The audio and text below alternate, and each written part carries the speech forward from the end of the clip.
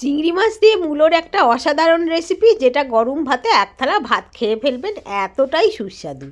মূলোটা প্রথমে এখানে আমি মোটা মোটা আলু ভাজার মতো করে কেটেছি। সর্ষের তেলে এখানে জিরে শুকনো লঙ্কা ফোড়ন দিয়ে একটা পেঁয়াজকে এখানে ছোট করে কেটে দিয়ে দিয়েছি। পেঁয়াজ একটু ভেজে মূলোগুলো দিয়ে দিলাম, আর একটু রসুন, সমস্ত একসাথে খুব ভালো করে এখন একটু ভেজে নিচ্ছি।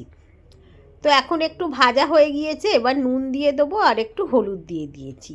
আবারও ভালো করে একটু ভাজা ভাজা করে নিচ্ছি। আদা বাটা দিতে হবে 1 চামচ।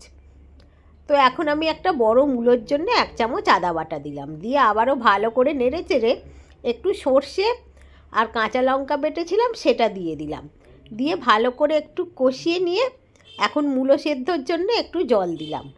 এবারে আবার দিয়ে দেবো একটু ধনে পাতা, দিয়ে ভালো করে নেড়ে চেড়ে একটু শুকনো শুকনো হলে নামিয়ে দেবো। গরম ভাতে এটা অসাধারণ খেতে লাগবে।